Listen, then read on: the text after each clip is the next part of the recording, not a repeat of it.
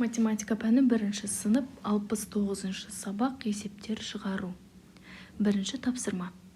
Есеп құрастырып, оны шығар. Былай баста. Тұрақта 10 велосипед тұрды. 1-ші суретке назар аудар. Балалар серуендеу үшін мыңша велосипедті алып кетті. 2-ші суретке қарап, балалардың қанша велосипедті алып кеткенін тап. Дұрыс айтасың. 4 велосипедті алып кетті. Енді ойлана ғой. Бұл мәтін есеп бола ала ма? Әрине жоқ. Себебі мұнда есептің берілгені бар, сұрағы жоқ. Ендеше сұрақты құрастырамыз. Тұрақта 10 велосипед тұрды. Балалар серуендеу үшін 4 велосипедті алып кетті. Тұрақта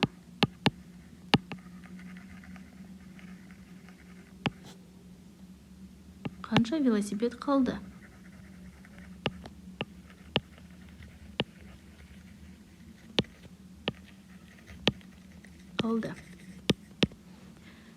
Есептің қысқаша шартын құрамыз. Сонымен белгілі сандарымыз 10 және 4. 10 ол ненің саны? Тұрақта тұрған велосипедтің саны. Болды 10 велосипед. 4 ол ненің саны? Ол балалардың алып кеткен велосипедінің саны. Есептің сұрағына назар аудар. Сұраулы сөйлемде ең соңғы сөзге көбіне назар аударамыз. Қалды қанша, яғни балалар алып кеткеннен кейін қанша велосипед қалғанын табуымыз керек.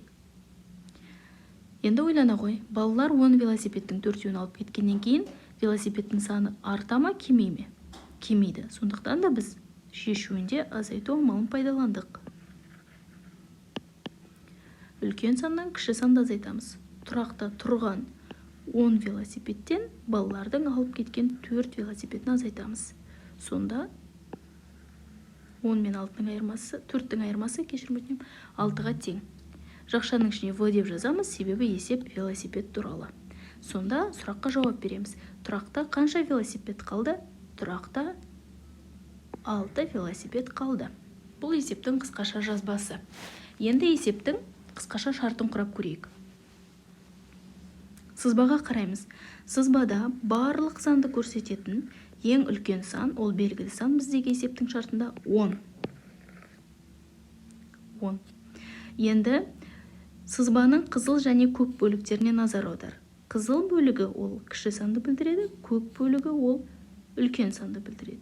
Бұл жерде бізде тағы бір екінші белгілі санымыз 4 болды ғой.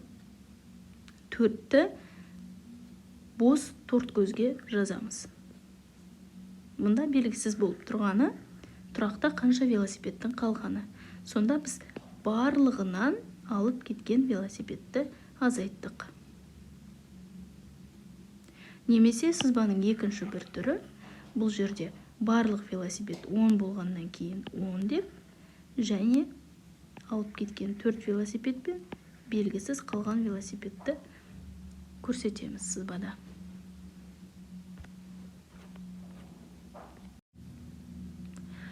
Келесі тапсырма, екінші тапсырма. Балалар дене шынықтыру сабағының мұғаліммен бірге велосипедпен саяхатқа шықты. Балалар дене шынықтыру сабағында мұғаліммен бірге велосипедпен саяхаттауға шықты. Олардың 5-еуі қыз және 4-еуі ұл. Барлығы неше бала саяхатқа шықты? Қазір мен асын оқып отырмын. Сонымен, бұл есепті шығару үшін біз бірінші, мен өткен сабақтарымда айтқандай, белгілі сандарға назар аударамыз. Бұл жерде белгілі сандар 5 және 4. Не белгілі? Қыз балалардың саны белгілі. Жазып қоямыз. Қыз 5. 4 ол ұл балалардың саны. Ұлдар 4. Міне, бұл есептің шарты. Шартын құрдық, қысқаша шартын. Енді есептің сұрағына қарай ғой. Барлығы неше бала саяхатқа шықты дейді. Бізден сұрап тұр, барлығының қанша екен? Яғни ұлдар мен қыздардың барлығын қосқанда қанша болатынын сұрап тұр. Осы есепті шығарамыз. Шешуі және жауабы. барлығын табу үшін біз 5 қызға 4 ұлды қосамыз. Жауабы 9.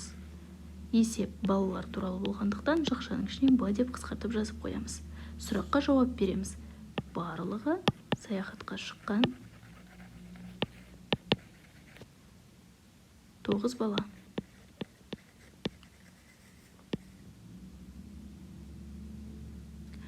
Ары қарай келесі әсіне тоқталайық. Саяхатқа 9 бала шықты. Белгілеген орынға бірінші болып 6 бала жетті. Жолда әлі неше бала бар? Белгілі сандарымыз 9 және 6. 9 ол саяхатқа шыққан жалпы баланың саны. Шықты 9 бала.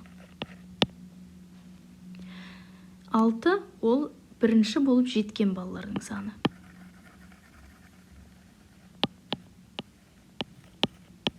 6 бала. Бұл міне есептің шарты. Енді есептің сұрағына назар аударайық. Жолда әлі неше бала бар? Яғни жетпеген әлі қанша бала бар жолда? Соны біз табуымыз керек. Шешуі. Жауабы. Бұл жерде өткен сабақта айтқанымдай, есепті дұрыс шешу үшін берілгенін түсініп алу қажет. Көз алдыңа елестетіп қарай қой. Саяхатқа барлығы 9 бала шыққан болса, сызба түрінде көрсетейін. Барлығы міне 9 бала шыққан болса, оның ішінде 6-ы жетті дейді. Бірінші болып жетті дейді. Ал қалған жолда келе жатқан оқушылар белгісіз дейді. Демек, қалған оқушылар табу үшін біз мұнда азайту амалын пайдаланамыз. Үлкен саннан кіші санды азайтамыз. 9-дан 6-ны азайтамыз. 3. Есеп балалар туралы болғандықтан Б деп жазамыз. Жауабы жолда әлі 3 бала келе жатыр.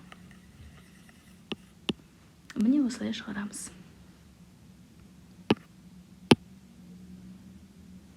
Ары қарай келесі. 3-ші тапсырма. Есепте. Бұл жерде біз ондықтарды қосып азайтатын боламыз. 60 пен 30-дың қосындысы. 60 пен 30-дың қосындысын бірден есептеп табуымызға болады. Немесе қиындық тудыратын болса, 30 деп отырғанымыз 3 ондық қой. 60-тан кейін ондықтармен 3 рет санасақ болады. 60-тан кейін 3 рет 70, 80, 90. 60 пен 20-ның қосындысы. 20 деп отырғанымыз 2 ондық. Яғни 60-тан кейін ондықтармен 2 рет санауымызға болады. 70, 80.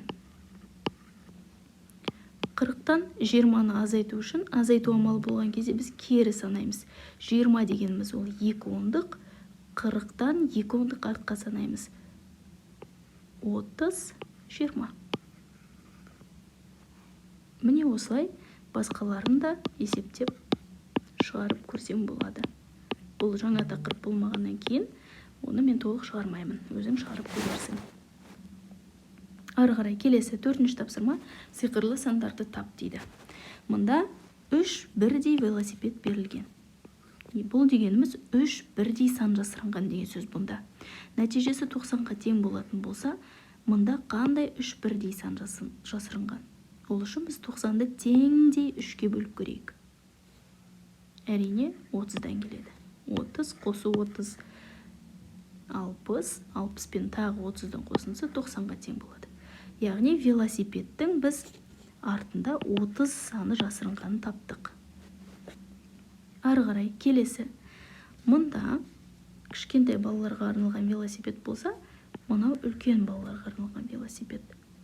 Көк велосипедтің біз 30 екенін анықтадық.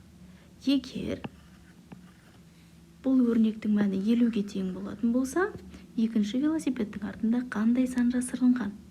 Ол үшін біз 50-ден 30-ды азайтамыз. 20.